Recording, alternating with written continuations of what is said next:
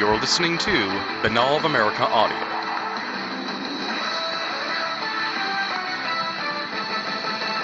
We're here now with our fifth batter in the all-star lineup of the BOA Audio Baseball Special. He was on just a few short weeks ago, really, the beginning of February, so it's exciting to bring him back, and we came right down to the wire here, but we have so much to talk about. His team's seen a real resurgence in the last year, and I'm really excited to hear what he has to say about that. He is, of course, one half of the tremendously awesome UFO Mystic website, one of the best websites out there. Go there for your UFO news. It's updated pretty much every day, I believe, at least once a day. Has the best UFO news out there. It's where I go to get my UFO news. It's UFO Mystic. And, of course, he's the author of the tremendous book, Project Beta, which we talked about at length quite a while ago, and maybe someday we'll rehash the whole Project Beta story, because I kind of interviewed him back when I was just a scrappy young lad, and I probably can bring some new questions to the table on Project Beta. Irregardless of all that, our guest here is, of course, the esteemed Greg Bishop. Greg, welcome back to the show. Oh, I'm esteemed. Thanks. Yeah, you like that? And I should point out that earlier in the show, Paul Kimball called you one of the nicest person he's met in the UFO world. I don't know if I like that, but, I'll take it. I guess we'll pass that along to Kimball. No, you know what? He stayed here for about a week and a half, and we had a lot of fun. It's unfortunate it wasn't during the baseball season, so he'll be out here for the Retro Conference about a week after that. I think there will be some Dodger games, and we're going to go. Nice. I'm jealous already. We kind of scratched the surface on it at the end of the last interview, and I was kind of chomping at the bit to ask you, and now that we're here at the second annual baseball special, we can dig into the big off-season for your LA Dodgers. It must be exciting for you, because you've been supporting this team through thick and thin for quite a while now, and all of a sudden, they're the hot team now going into 2008. They're one of the hot teams. So I guess talk a little bit about, Joe Torre coming to the Dodgers, and, of course, the Andrew Jones signing as well. It kind of fall under the radar. But those two big changes for the Dodgers in the offseason and what you're looking forward to here in 08. I did not realize that people thought that the Dodgers were the hot team. Now, the fans of the Dodgers, actually, they did some sort of survey, and during one of the spring training games I was watching, this graphic appeared on the screen. How many games do you think the Dodgers should win this year? It was like 60 to 80, and about 20% of the people voted for that. 80 to 90, maybe another 30% of the people voted for that. No, not even that. But whatever the percentages were, the people that expected the Dodgers to win over 93 games or something like that, or 90 games, was something like 85. It was a little over 80%. Wow. There's a lot of expectation. And I think that's mainly because of what you said, the signings of Joe Torre and Andrew Jones. And I was looking at the spring training records, which they always say they don't mean anything, Yeah. The Dodgers have one of the worst spring training records this year. Oh, no. Well, there might even be worse than, I think it's either the Devil Rays or the Marlins. I think it's the Devil Rays have like almost the same bad record for this spring. No, I don't, people don't say it means anything, but all the teams that were good last year are still good. The Yankees have a great record, spring training record, the Sox, of course. Even Chicago has a decent one, the Cubs, I mean. Yeah. So, yeah, I have high expectations. I have hopes. I'm glad everybody thinks it's that they're going to do real well. I think so too. And I think, you know what? It's really weird. My hope is a lot higher than my think.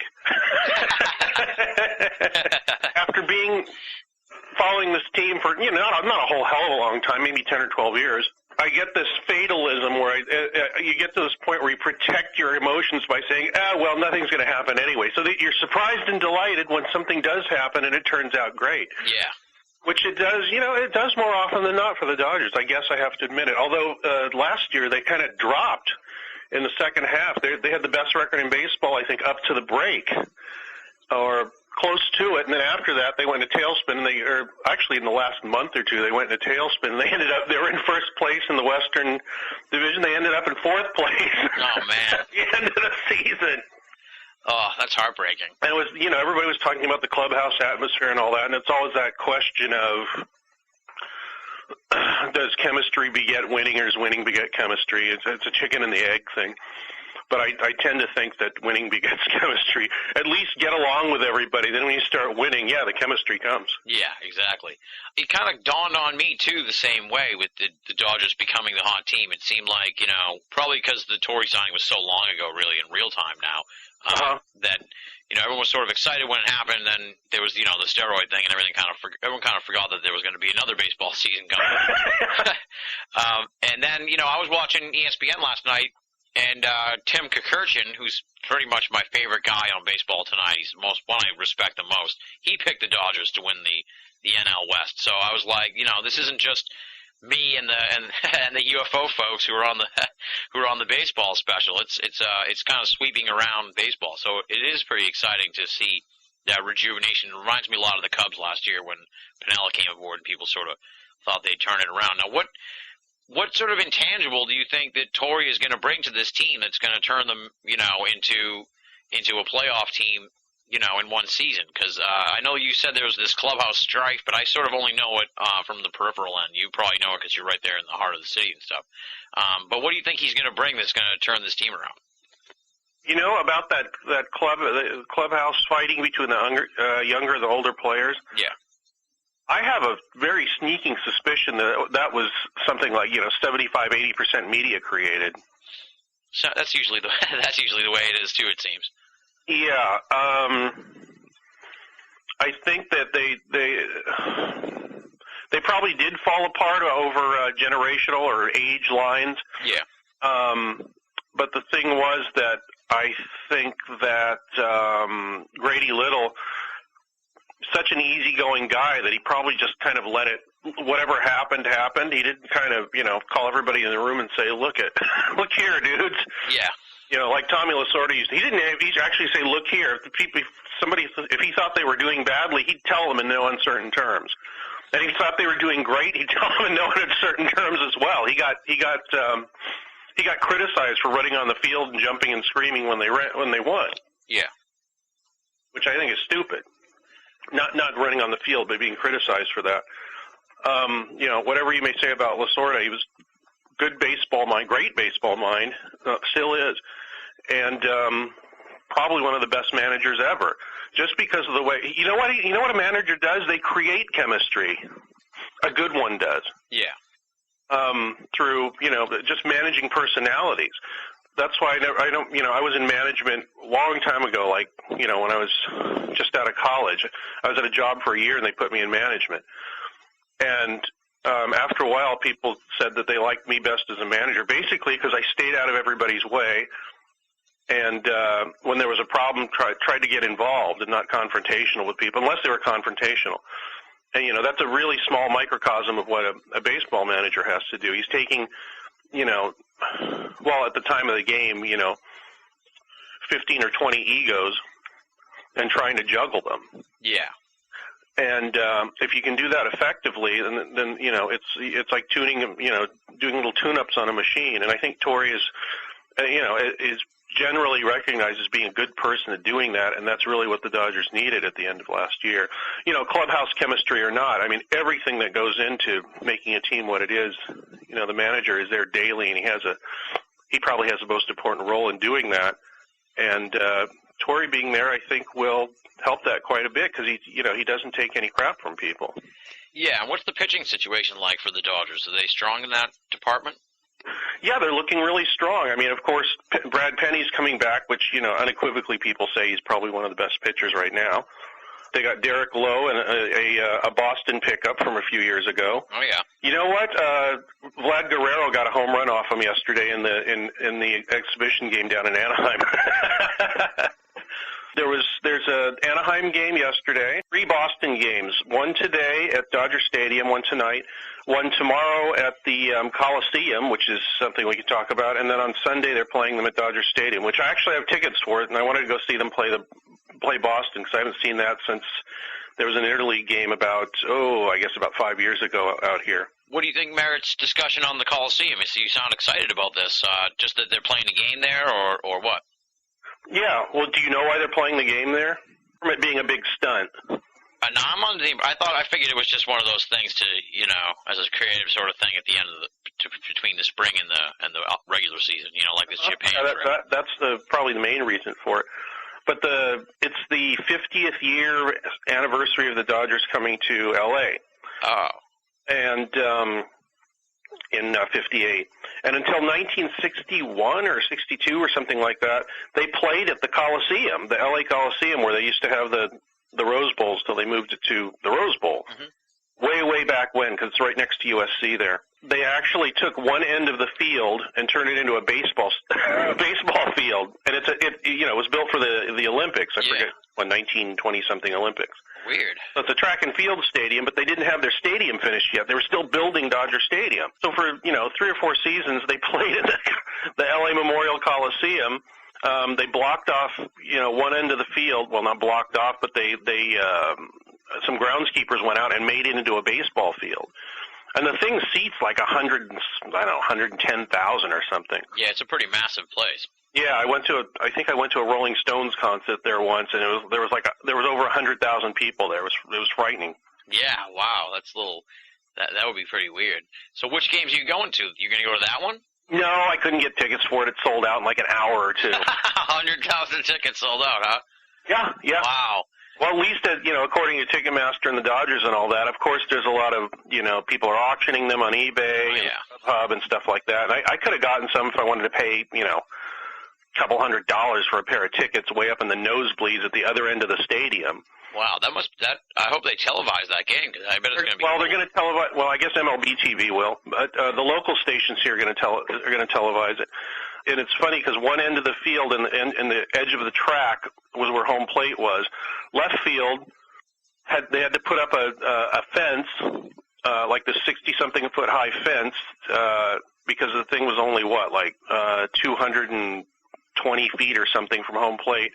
And then right field went, for 100 yards to the right.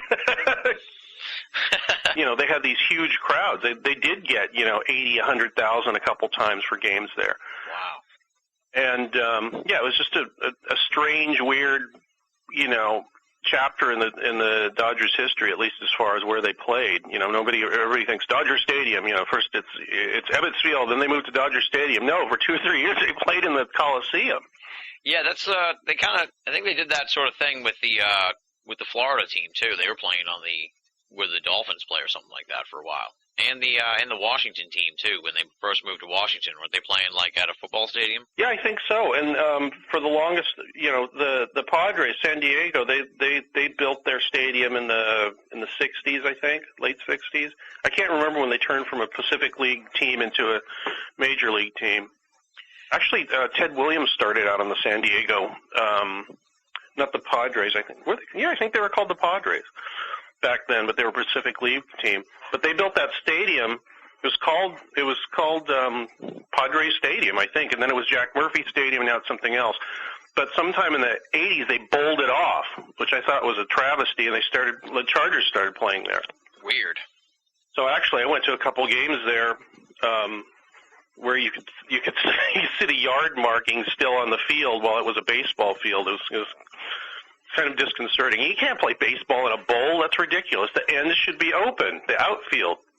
Yeah, that is weird. Yeah, you can see the hash marks and stuff when I think the Red Sox played the Florida team a couple of years ago, and you can see like the lines and stuff on the field. It's like, this is get a real field. Jeez. Yeah, well, there's a problem getting cities to pay for fields. I know. I think is a good. I mean, if the city shouldn't have to pay for something if they don't want it there. The people that want to pay for it. I don't think baseball takes precedence over everybody in the entire city that may or may not want a team there. You must be excited about Andrew Jones coming to the team. It seems like I said, that's kind of fallen under the radar, but I think he's going to have a pretty big year there.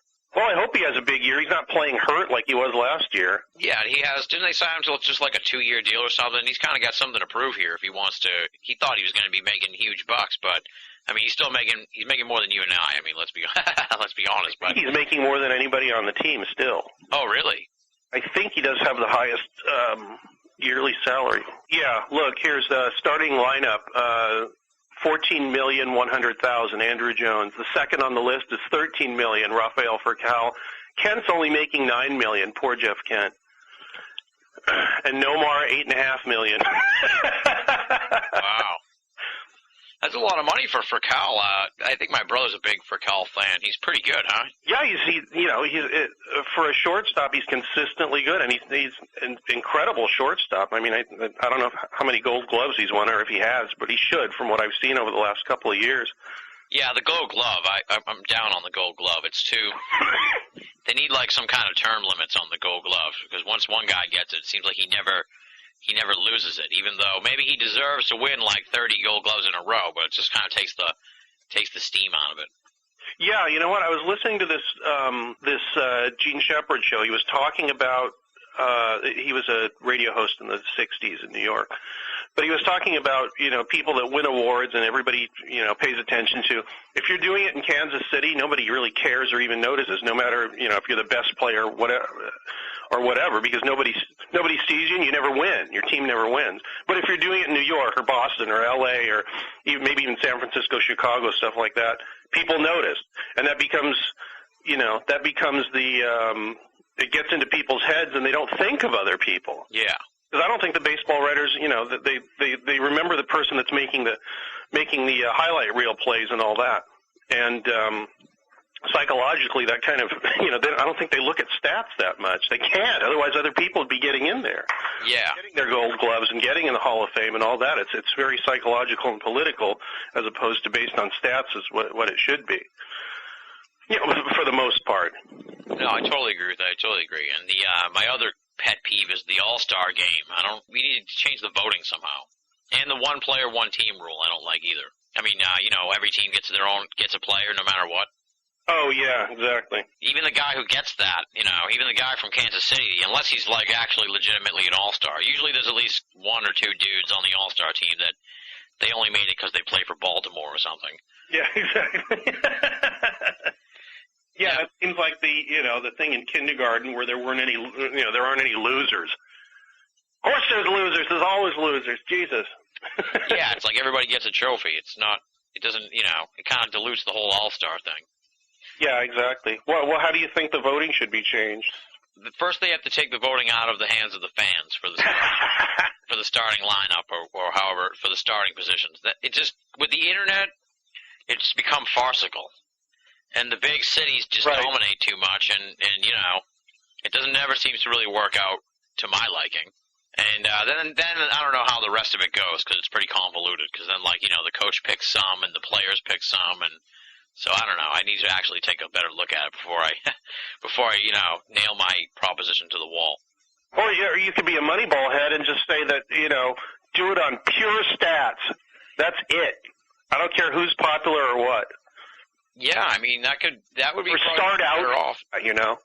Yeah, exactly. See, I'm extra excited to have you on the show because we kind of beat a lot of the horses dead here earlier in the show with the steroid stuff and Girardi going to the Yankees. Were there any other off-season stuff outside of the Dodgers stuff that piqued your interest or that you want to have here on the record for the baseball special? I don't pay any attention to stuff really in the off season. The off season thing that of course excited me was that Torre was coming to the Dodgers. I don't know whether he's still a great manager. He seems like it, but every time they talk to him here in LA, it seems like, well, I'm still juggling lineups and stuff, and we'll have to see what happens. That's what he's been saying all through spring training and. So, what the biggest off-season thing was the steroid report, obviously. Yeah, what did you think of all that, with Clemens getting all mixed up into it and the new congressional hearings and all the craziness that went on? What did you take out of all that? You know what? It's funny. It's really polarizing, the steroid issue. Some people are like, yeah, so what? Whatever advantage you can have to, why not give everybody steroids? And then on the other side, there's people that I tend to more agree with saying, somebody's really good, they try to make themselves better, or, they're still good and they're trying to stay up there. To me, if I got to come down on one side or the other, yeah, it is cheating. And the people know it is because they have to do it in secret. And they're sneaking around behind everybody's back, and they're ordering stuff on the phone and having it sent to their mother's house, et cetera, et cetera. Yeah, to me it gives the people with the drugs an unfair advantage, and apart from that, it screws up their body. It screws up your body. It ages you faster. It induces physiological changes, which are, I don't even think people know exactly yet what happens to you in old age if you're doing steroids for 20 years or 10 years or whatever. Yeah. Well, look at all those dead professional wrestlers. That's all you need to know. Yeah, exactly. Yeah, I think they should get it out of baseball and level the playing field, as it were, back to where, if somebody's doing well, they're just doing well. It was funny when the report came out, the Dodgers immediately the same day on their website said, no current Dodgers involved in steroid scandal. No current, but there were, Eric Gagne and who was the catcher that went to the Mets. I think he's in Florida now. There was 2 or 3 people on the Dodgers that were involved in it too. Yeah. And it doesn't seem to have affected. God, I can't remember the catcher's name. They traded him away to the Mets. I think I know who you're talking about, but I can't remember his name either. God, I'm real bad. My brain's getting to the point where unless I read or heard of something that day or the day before, it kind of leaves my consciousness. But suffice it to say that, I think it was present on just about every team. And it was so funny to see the basic Mark McGuire replay. Well, it wasn't really a replay with Clemens. He was just like, no, I never did. No. Yeah. McGuire took the advice of his lawyer and just said he refused to comment, which, of course, in the Congress and the Court of Public Opinion meant, yes, he did it. Yeah. And the guy, you could look at the guy. The guy looked like a monster for a while. Yeah, you can't win really when you're busted like that. It's, you gotta sort of fess up, or it seems like now a lot of people they'll admit to it, but then have the little twist, that I was trying to get back from an injury or something, where they try to, twist it so there's a meritorious reason for their using the. Yeah, actually, one of the current Dodgers was involved it was named in the report, and I think it's the backup catcher, Mark Sweeney. All right, I'll be sure to heckle him if I. You'll have to. But most of the time it's going to be Russell Martin. Although Sweeney's been doing pretty decently hitting anyway, in spring training. I don't know if that's because of steroids or what, but he's doing okay. I'm not sure. Now, my brother, he lives in San Diego. He went to a Dodgers game last year, and he's been raving about Dodger Stadium in Chavez Ravine ever since he went last year. So it must be some stadium. Oh, it's a great stadium. It's built like we were discussing in the early '60s. So it's funny. It doesn't have any really non-essential architectural elements in it. It's a pure baseball stadium. There's nothing in your way, no matter where you're sitting in the whole place. You've got a perfect view no matter where you sit, which you can't say that for a lot of ballparks, even some of the newer ones. Yeah. There are attempts to go retro and make things kind of, weird and quirky and all that. I think they take away from some of the views from different areas of the stadium. I mean, I know they still sell tickets right behind a pole in Fenway Park, don't they? Yeah. People pay for those seats? I can't believe it. Absolutely. I'm sure they pay a lot of money for it. Now, yeah, and they come out of the game with a crick in their neck or a constant list to port or starboard for a while because they've been leaning over the whole game. That's why they sell beer. Exactly. I really like the stadium. They keep trying to improve it, which means they're trying to make it so that they can make more money off it. But the fact remains that it was built for baseball. It's perfect for baseball, and it's probably one of the oldest. Being the early '60s, which doesn't seem that long ago, actually. In terms of baseball, it's one of the oldest stadiums left, with the exception of Fenway Park, Yankee Stadium, which is going out, and where do the Cubs play? Wrigley Field. Yeah. Now, my brother said it's in almost like a suburban neighborhood or something like that. Is that accurate, or was he just crazy? Well, I don't know what a suburb is in L.A. I mean, L.A. is just kind of a big sprawl. I guess residential, maybe. That might be a better way to put it.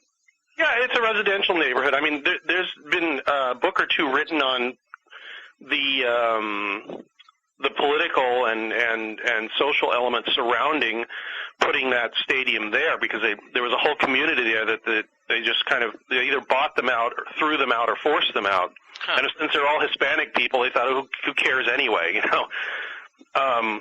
But you know, that was what was going on then. That was a march of progress, and that's what O'Malley wanted, was the stadium there, and he made the deal, and people were moved out, and now there's still a residential neighborhood surrounding it with houses that were there before, you know, way before Dodger Stadium was there. Some of them you can actually, a couple of them I think you can actually sort of see the field from the. No, you can't. No, I think they've kind of designed it so that the houses are all a little bit lower than the level of the playing field. I guess you could sit in Griffith Park somewhere and sort of watch the game if you had binoculars, but it'd be very difficult. Yeah, just go home and watch it on TV at that point. Yeah, but it is a beautiful stadium. I mean, I'm glad there's been some rumblings about building another stadium, and people are thinking, what? Why? This one works perfectly. It's been through 8 or 10 or 12 major earthquakes, and it's still there. There's no problem with it. It doesn't need to be retrofitted, and it's perfect. You know, it's a perfect stadium for the Dodgers to play in. And I'm also happy. Even living now in this period where every stadium has some name of some team, every team's stadium has a name of some company that bought the naming rights, that it's still actually Dodger Stadium. Mm-hmm. It's not Petco Park or Minute Maid Park, which actually used to Minute Maid. No, not Minute Maid. Who sponsored the? I think it was the Rangers. No, what's it? The Astros. Oh, the Astrodome. Yeah, well, it used to be the Astrodome, but now it's either Minute Maid Park or something like that. But it actually used to be Enron Field. That changed really quickly about 15 years ago, 10 years ago. Oh, wow. And it was when they first built it, it turned out to be a hitter's park, so people were calling it 10-run field.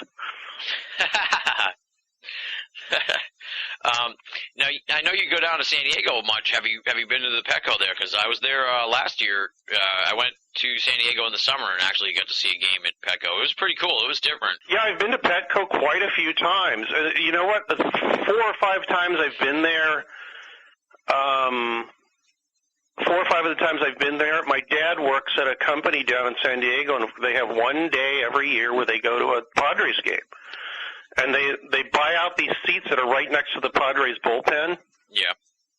And what I was saying about style, and they're expensive seats. I mean, they're like bench seats, and they've got a buffet there, and you know, as much beer and hot dogs and potato salads you can stuff down your gullet. But one cool thing about it is it's right in front of the bullpen for the Padres. The not cool thing about it is you can't see right field. So, because it's in the left field bullpen. Yeah. Then there's that big, you know, there's a jumbotron in the middle of, or something in the middle of center. No, there's that big black wall so that batters can see the ball. But the thing is so damn high up above you to the left. It's like, you know, 10, 15, 20 feet to the left, up in the air. You see a ball heading towards left field, you look and it just kind of disappears. You have to listen to see what happened. If you hear a huge cheer, you know the guy caught it. Yeah. Oh, man. All right. Well, I guess it's time now for the predictions part of the show. I'm really excited about this. I'm going to have my predictions at the end of the show when I do the closeout, but we've gotten everybody so far, 4 people so far. You're the 5th one here on the list, and winner, of course, will get bragging rights next year on the baseball special. So are you ready for predictions? Yeah, I'll do my best. All right, that's all we ask. We'll start with your home country here, National League West. Who you got? It's going to be between the Dodgers and the Padres, and I hate to say it, but I bet the Dodgers will take it. All right. Why do you hate to say it? You don't want to jinx them? 1, I don't want to jinx them, and 2, I say that I automatically set myself up for disappointment if it doesn't happen. But yeah, those are, you know, and the Diamondbacks look good too. But it's going to, I think, in the last couple months of the season, it's going to be a dogfight between the Diamondbacks, the Padres, and the Dodgers, and I believe the Dodgers will squeak through on the top. All right. The National League Central, or as I joked with Richard Dolan, the National League Cellar. A lot of people have a lot of hopes for the Cubs because of superstition. What is that? Years ending in 8, where they've done well. Something like that. Well, it is the 100th anniversary too, so yeah, that going exactly. forward. So Yeah, another dogfight. Cubs and Astros, and I think the Astros will come out on top. Wow, nice. All right, I like that. You're the first to call for the Astros, so yeah, you're cornering the market on that one. The National League East. I'm trying to think of a team that stands out in the National League East. Probably Mets again. Okay. I'm going mostly on records here and vague ideas about personnel changes and trends. I'm not going on, heart and hope and then more importantly stats and specific players because I don't know them. There you go. Well, Gorightly used the Costanza method where he picked opposite of who everyone else will pick. Least likely. So I think you'll enjoy his picks when you hear them. So he thinks the Giants are going to win the NL West, huh? Oh, he thinks they're going all the way, baby. Oh, of course he does. I feel bad for Adam. His team is so awful that it was like I was at a wake when we were doing the interview. It was like it's like polar opposites here with the Dodgers. Things are turning around so well for them. And the poor Giants are just wallowing in poor personnel decisions and all kinds of problems. I keep telling him to change his affiliation and have more fun, but he won't. It's funny. I'll send him emails about something. I'll get a lot of, 1 or 2 word expletive replies in the email. Well, we really tapped into his Dodger hate in the in the interview, so you'll get a chance to hear. Oh, okay. And I'm sure he said something about me too. Just that whole mind control thing with the Dodgers. Right. I think he thinks you're behind the whole thing. Yeah, well, see, that's not illegal yet. Exactly. They're ahead of the game. You know what? I don't get bitter about baseball. Jesus, it's fun, but Christ. All right, now the National League wild card. Who do you got? Wow. Yeah, this one's a tough one. There's 6 or 7 teams that could fill that spot. You were saying something. You know what? I'll go completely out on a limb. You were saying something about Phillies. Mm-hmm. I'll put them in. All right. It's totally stupid and completely wrong, I'm sure, but let's use the Costanza method. Well, if you use the Costanza method, then you'd say Devil Race or something, but. Or the Nationals. That's who. The Nationals. Yeah, that's it. But your pick is the Phillies. Yeah, why not? Okay. All right, now to the American League. The American League East, my stomping grounds. Boston. Nice. There you go. American League Central. I don't know if Detroit's going to do anything. You think White Sox will come back? Ever since the World Series, they've been kind of, hanging around the top there, but not quite making it.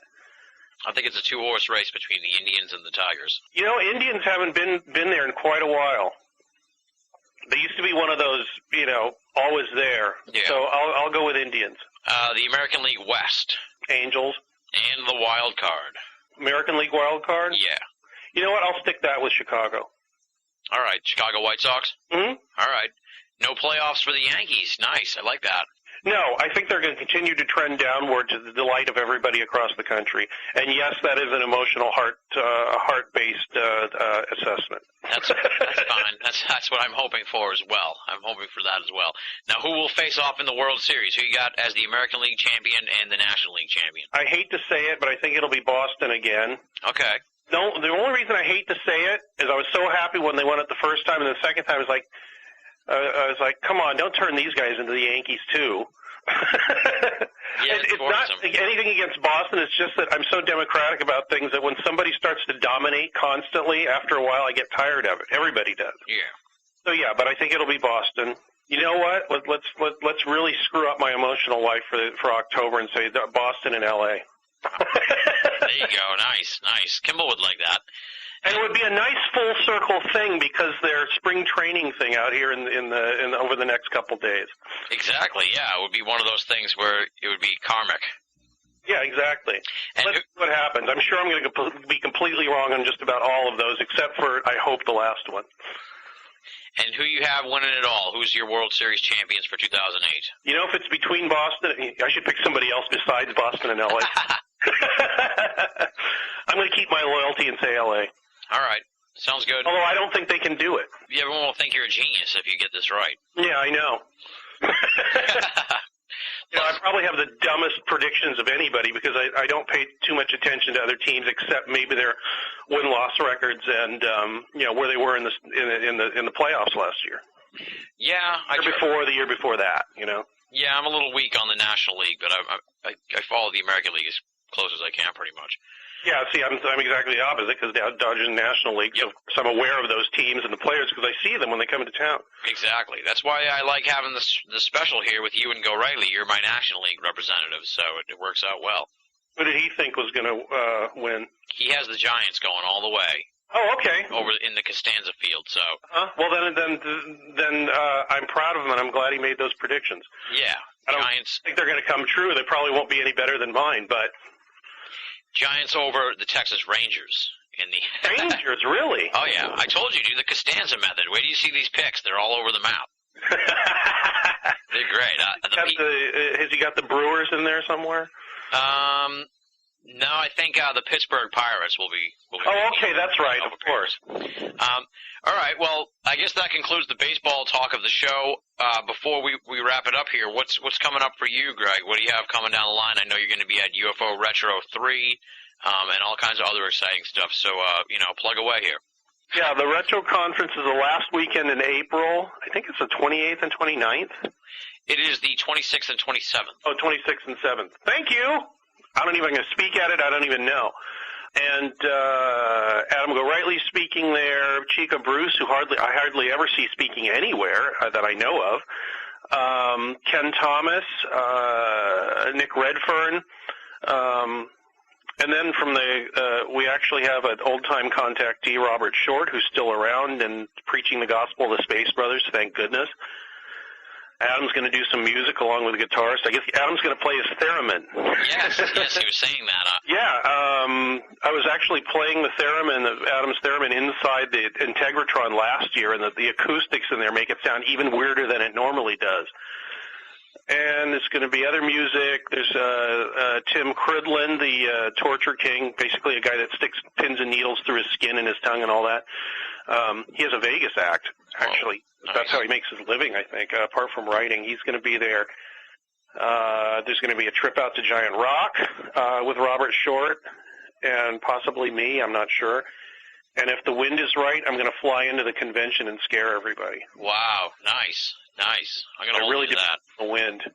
People can find out more on that at retroufo.com. That's the website for it. So check that out and make your plans now, folks, because you're running out of time here, which I know. Yeah. You're up against the clock on getting to this thing. So if you want to check it out, definitely do so, because all the cool folks from Binnall of America Audio are going to be there, like you and Kimball and Go Riley and Nick Redfern. So it's like a party there. Obviously, people can check out UFO Mystic for all the great stuff from you and the awesome radio program, Radio Mysterioso. You've had some great episodes in the last few weeks. People can check all that stuff out, right, too? Yeah, definitely.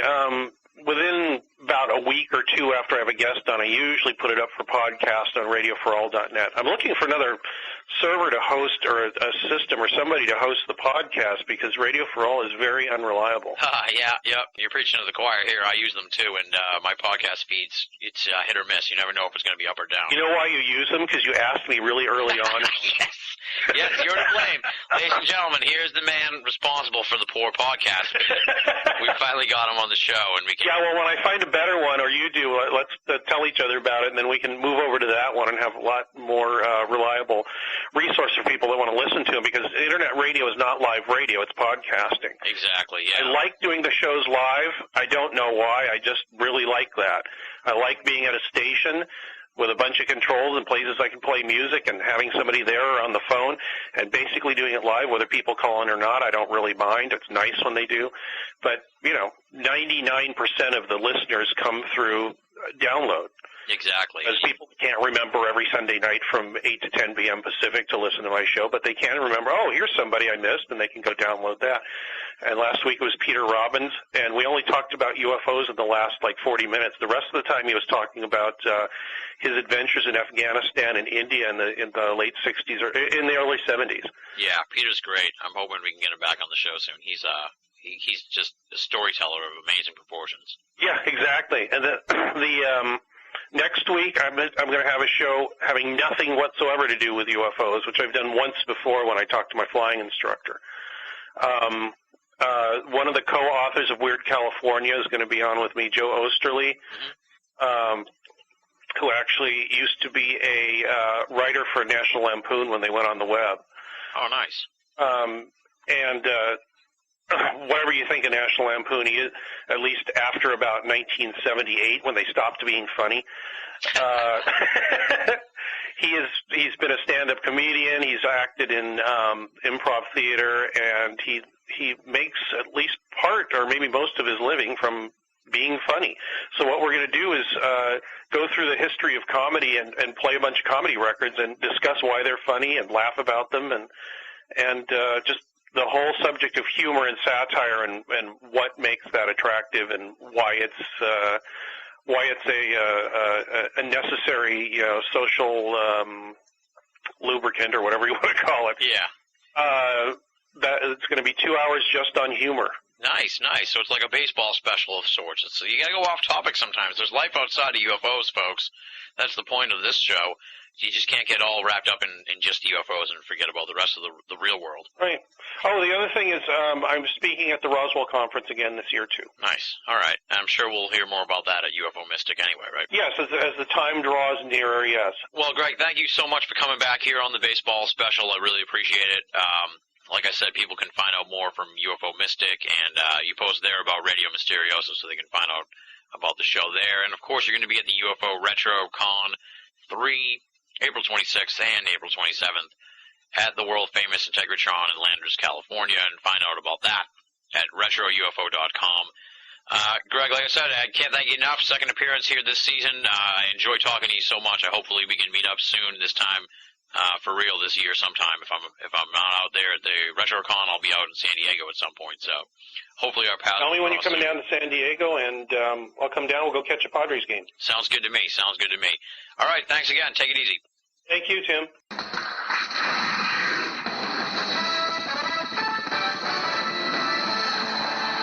You're listening to Binnall of America Audio.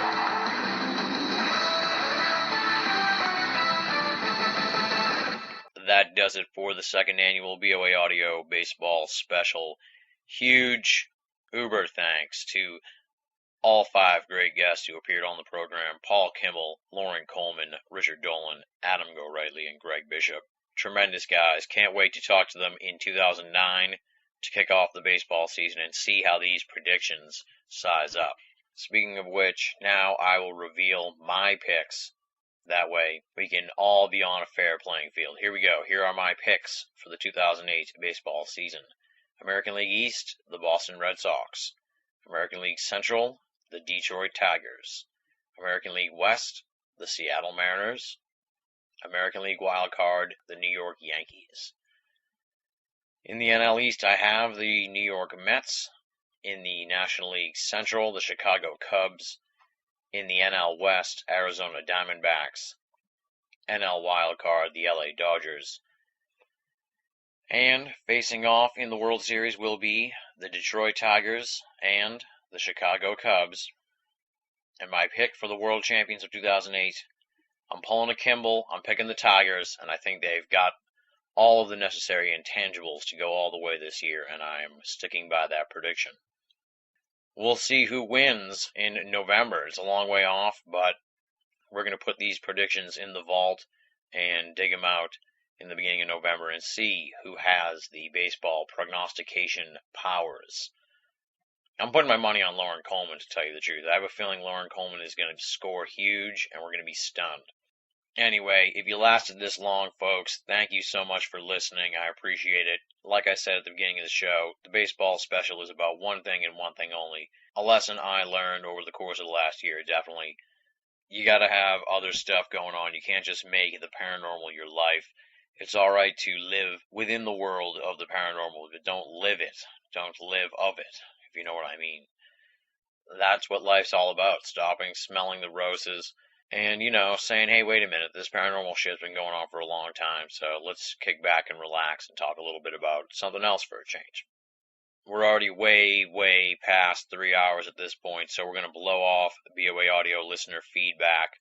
Want to throw in a plug, though, for the official BOA forum, the usofe.com, THEUSOFE.com, the usofe.com. Make it your hangout, make it your clubhouse. It's where we all hang out. It's the usv.com, the official BOA forum. Check that out. Heading toward the close of the show here now, it is time for the thanks part of the program. You know them, you love them, you've heard of them every week here on the show. Soon you're going to be hearing from them. They are the infamous and outstanding BOA staff. Leslie, Chiron, R. Lee, Joe V, Tina Senna, and Rochelle Hawks.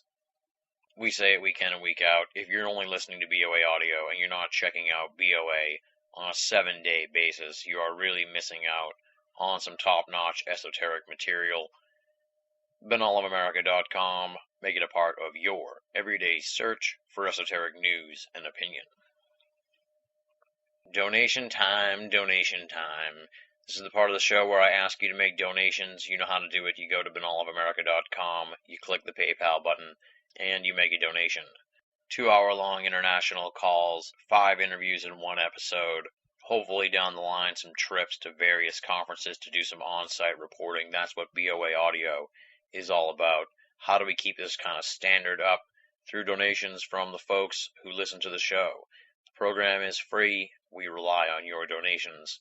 We're like the Charlie Rose Show, only a little more esoteric, but we do need your donations. You heard me run down how to do it already. PayPal button at BOA. Click it, make a donation. No donation is too small, and all donations go towards keeping BOA free of charge for all of our great listeners and readers the world over. Next week on the program, it is going to be a very fascinating interview. I'm not even going to talk about it because it's not going to be taped till Friday, and you know how touch and go things are sometimes. This guy may not work out, you don't know. So, all I'm going to say is one word, and you can do your own research on this till we talk again next week. And that word is Rumspringa. That's it. That's all I got for you. Rumspringa. Next week on BOA. It's going to be a Rumspringa Festivus, and it's going to knock your socks off, I hope. And on that note, we don't have anything left to say. As I said earlier in the program, though, thank you so much for listening, folks. This was a long-ass episode, but in a lot of ways, it is in keeping with what the baseball special should be. It should be nearly baseball game length, which is what this thing turned out to be. It was the second annual BOA Audio Baseball Special. We'll be back next year for another celebration of America's pastime. And, of course, next week with more off-kilter esoteric audio. Come on back for that. Until then, this is Tim Binnall, thanking you for listening and signing off.